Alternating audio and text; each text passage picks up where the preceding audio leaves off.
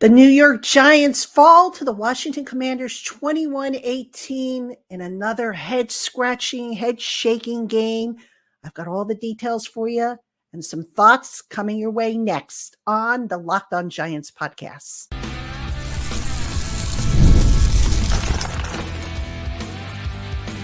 You are Locked On Giants, your daily New York Giants podcast, part of the Locked On Podcast Network, your team every day. This episode of the Locked On Giants podcast is brought to you by Game Time. Download the Game Time app, create an account, and use the promo code Locked On NFL for $20 off your first purchase. Terms apply. Hello, New York Giant fans, and welcome to another edition of the Locked On Giants podcast, part of the Locked On Podcast family, your team every day. I'm your host, Patricia Traina, credential member of the New York Giants media for Locked On, as well as for New York Giants on SI, which is where you can find my written work. And as always, welcome on into my Blue Crew community members, my everydayers, my newcomers, and everybody in between. Thank you so much for spending part of your day with us here on the Locked On Giants podcast. And on today's show, folks, my gosh, going to be another one of those shows, people. 21-18, New York Giants lost to the Washington Commanders. And folks, look, this is a game the Giants should have won. All right. The Commanders, they constantly shot themselves in the foot, but you know what? The Giants shot themselves more so in the foot. And we're going to talk about some of the things that unfolded in this game. We're going to start off with the kicker situation, which, fair warning, I may lose it here because this is something I've been screaming about now for I don't know how long. So I may lose it. So I apologize in advance if I get a little too animated. In segment 2, we'll talk about the defense. Goodness gracious, the defense, there was no defense except for maybe a spot here and there and a flash from Dexter Lawrence, a flash from Drew Phillips, the only two guys who I thought played any, decent ball. So that we'll talk about that. And then now what? Where do they go from here? They're 0-2, 6% chance of making the playoffs. And heck, we shouldn't even be talking about playoffs for this team because they're just not good enough. So we're going to get to all that on today's Locked On Giants podcast. So sit back, relax, take a deep breath, and here we go. All right, I've got to start off with the Graham Gano situation. Now, look, I understand that there is no way to anticipate injuries. Go back to last year when the Giants got blown out in the Cowboy game and Andrew Thomas pulled a hamstring, having to chase down a block punt that went for a touchdown. Nobody could have planned for that. I get that. Graham Gano showed up on the Giants injury report on Saturday with a groin issue.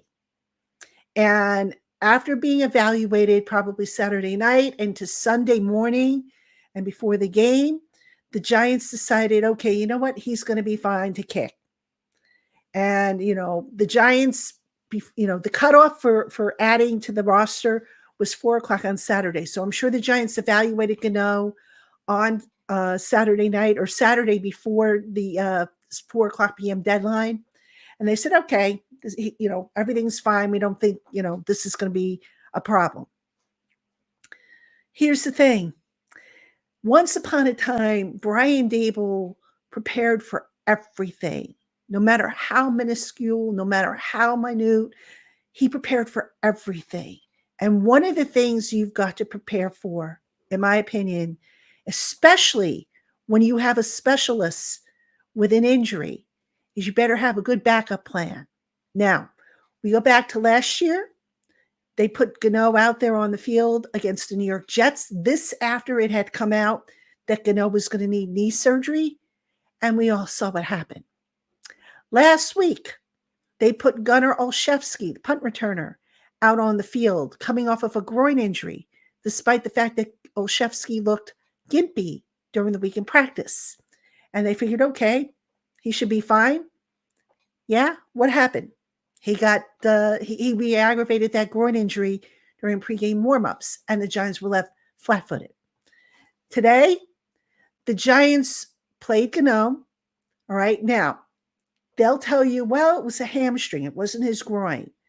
But here's where I would question this. Now, disclaimer, I'm not a doctor. I haven't finished my medical degree. So I'm just spitballing here. But if you have a groin injury and you're moving around gingerly, as Gano was doing, might that affect your gait when you're walking? And more importantly, if you have to run? Should you be running if you have a compromised groin? Could you possibly compromise your other ligaments like your hamstring because your groin is sore? All valid questions, I think. And all questions, all reasons, I should say, why. If I had been the Giants, I would have made sure I had a backup option. Now, their backup option was Jamie Gillen, the punter. Gillen, on his first point after touchdown, hooked it wide right, and that was all she wrote. You never saw a field goal attempt. You didn't see any more PATs. Giants went for it on fourth down. They were in four down territory all game long. All right. That's not how you're going to win football games. All right. The Giants just aren't that good to overcome the loss of a kicker. They're just not. And we saw it again today. And look, again, I understand Brian Dable couldn't have predicted that, Gano was going to pull a hamstring.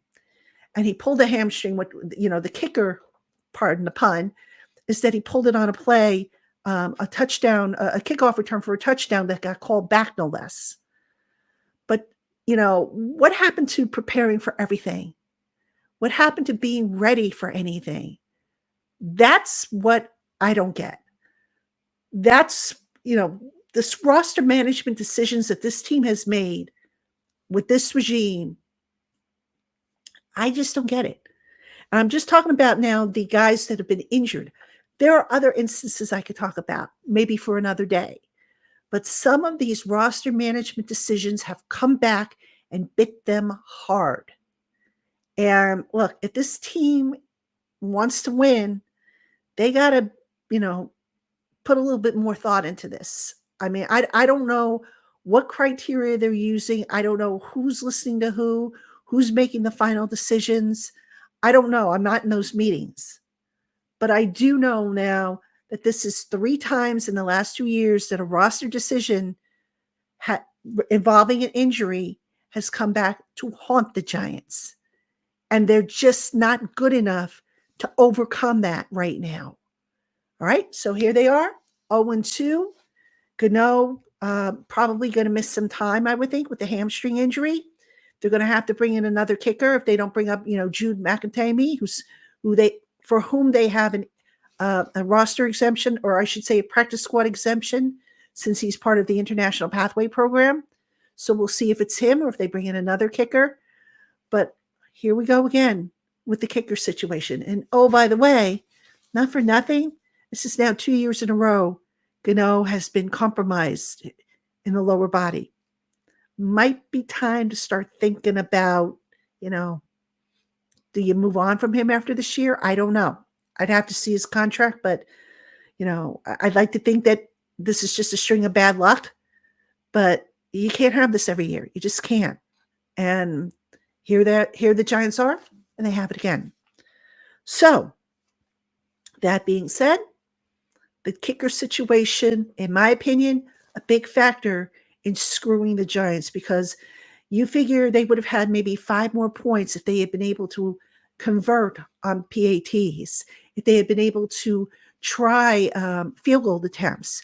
You look at that last throw to Malik Neighbors, the final throw of the game. It came on a fourth down with, I think, 2 minutes and 3 seconds left. Neighbors dropped that ball. Now, he should have caught it. I admit it. He admitted it. But you don't think that at that spot on the field, that if the Giants had a healthy kicker, they wouldn't have tried for a field goal? I think so. But we'll never know, will we? All right, coming up next, there's absolutely no defense for how the New York Giants defense played today. We'll talk about that right after this. Hey, Giant fans, Prize Picks is America's #1 daily fantasy sports app with over 5 million active members. Prize Picks is the easiest and most exciting way to play daily fantasy sports. Unlike other apps on Prize Picks, it's just you against the numbers. All you do is pick more or less on 2 to 6 player stat projections and watch the winnings roll in. You can now win up to 100 times your money on Prize Picks with as little as 4 correct picks. And Prize Picks is the only real money daily fantasy platform with an injury insurance policy so that your lineup stays in play even if one of your players gets injured. Download the Prize Picks app today and use promo code LOCKEDONNFL to get $50 instantly when you play $5. That's code LOCKEDONNFL on Prize Picks to get $50 instantly when you play $5. You don't even need to win to receive the $50 bonus. It's guaranteed. Prize Picks, run your game. Hey, Giant fans, if you're like me, there are just some days when you either don't feel like cooking or going out, or you're craving a particular cuisine and you just don't have the time to go out to get it. Now you don't have to, thanks to DoorDash. DoorDash offers hundreds of restaurant, grocery, and convenience store options, and their team of professional, courteous drivers will bring everything you want and need right to your door. I'm a regular user of DoorDash, and I really don't know what I'd do without it. It's as easy as opening up their app, finding the restaurant or store that has what I want, and then placing an order. DoorDash gives you estimated delivery times, and you can even track your Dasher's progress on their interactive map.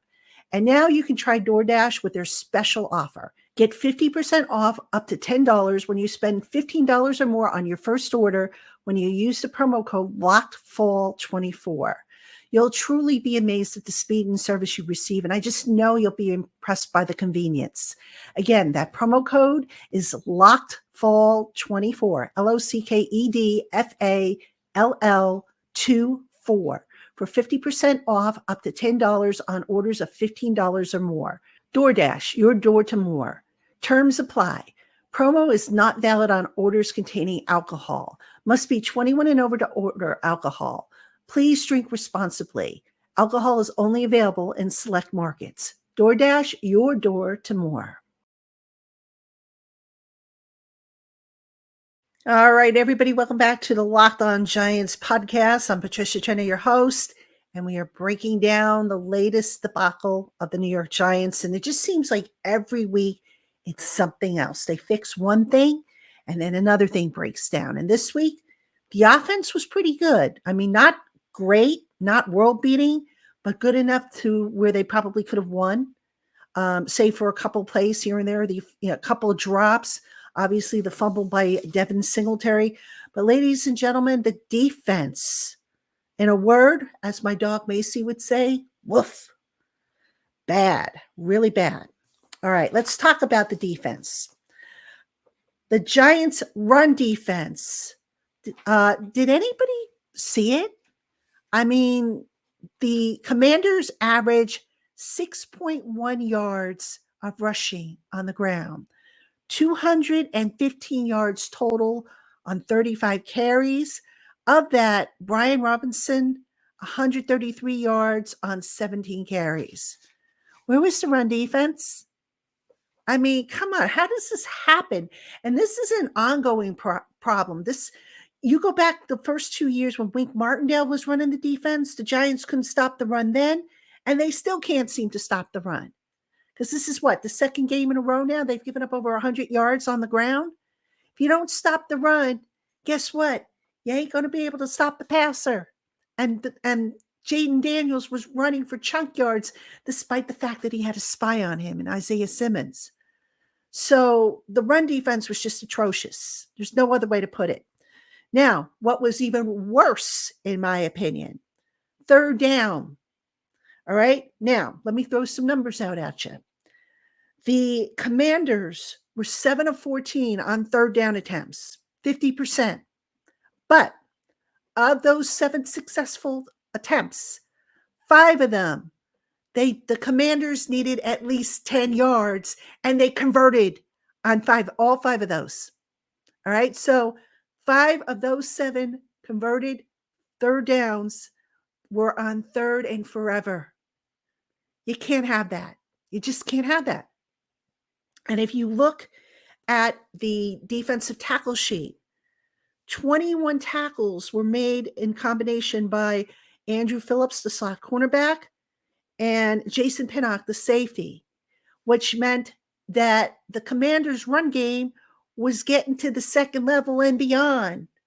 All right, so whenever you see defensive backs leading the team in tackles, that means the front seven ain't doing their job. Not good. You want more? Okay, let's talk about the fact that the Commanders didn't punt. Not once.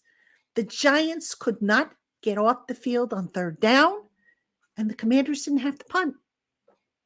All right? You ain't going to win many games if you don't force the team to punt and flip the field. So that was a problem.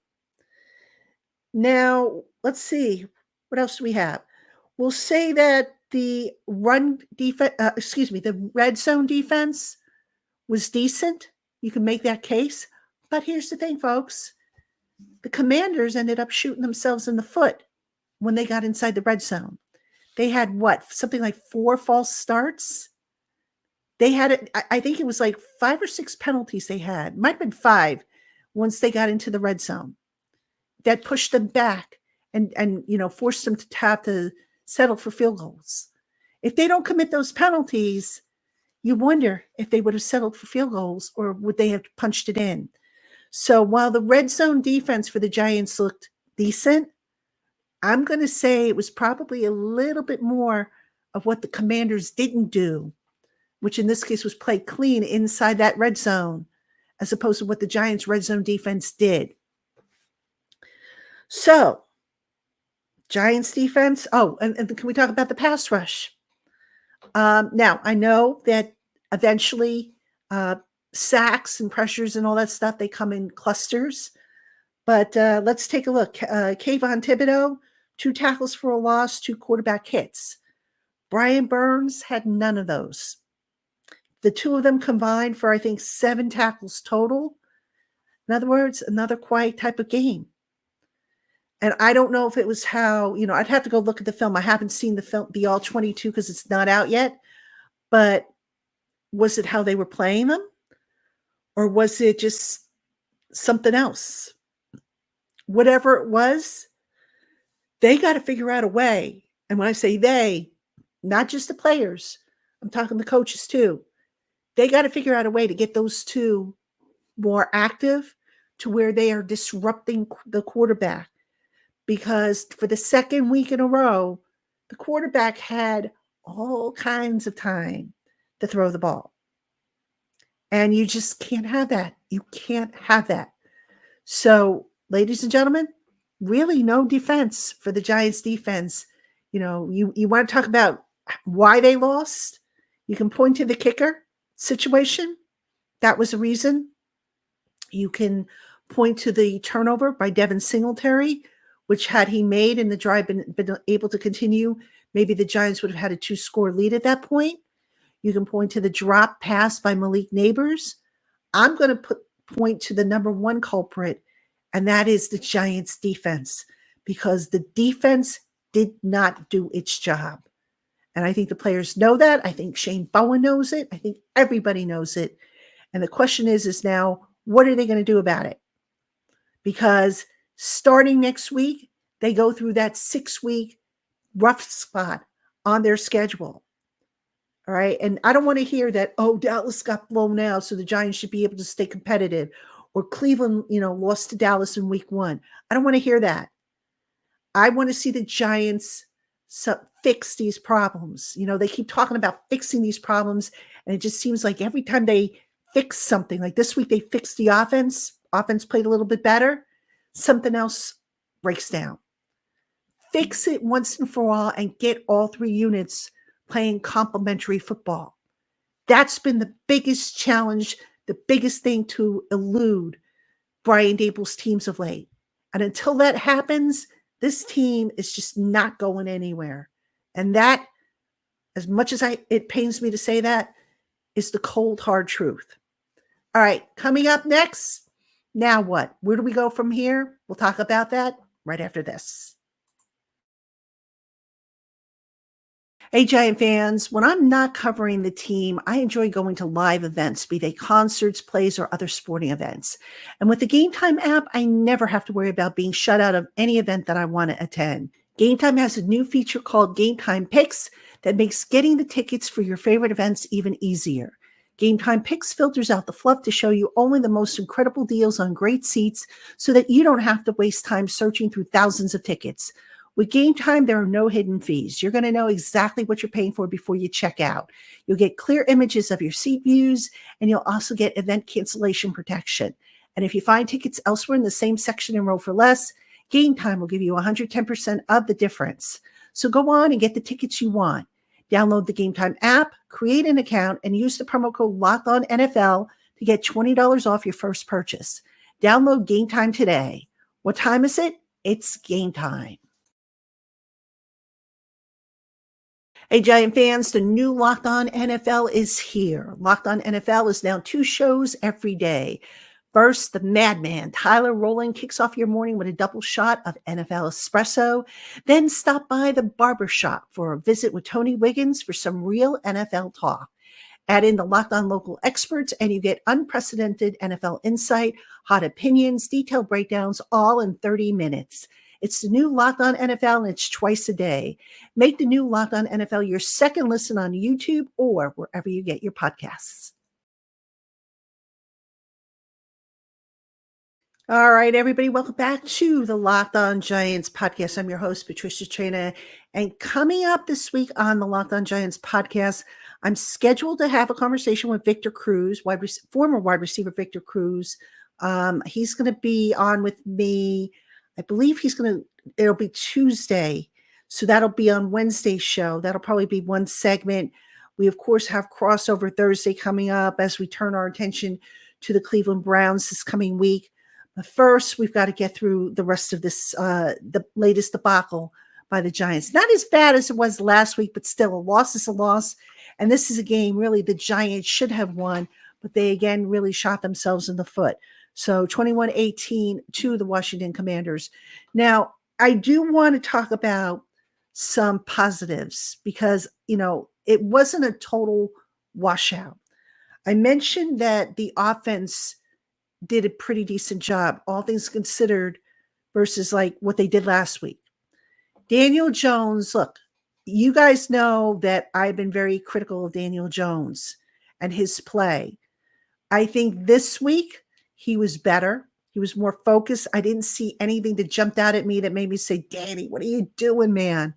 So let's give him props. I think it was a tough situation, to be in 4-down territory all the time, like he was because of the kicker situation. And I get it, a quarterback should make those plays, but some of those plays that weren't made weren't on Daniel Jones. I think he played good enough to where the team could have won with the effort that he turned in. So I wanted to start off with that. All right. I think another unit that played really well, the offensive line. Only 4 quarterback hits and 1 sack. And the run blocking was much, much better than it was a week ago. So that was definitely encouraging. Definitely. And ladies and gentlemen, can we talk about Malik Neighbors here? 18 targets. He caught 10. He did have that 1 drop. 127 yards, 1 touchdown. Okay. You take away that 1 drop, which I know is eating away at the young man because he does care.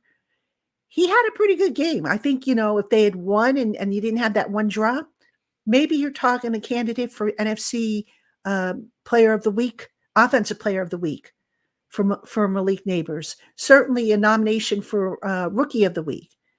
But, when you lose, you're on a team that loses, you don't get such nominations. Not that I think they matter to the players, but, it's something that we pay attention to in the media.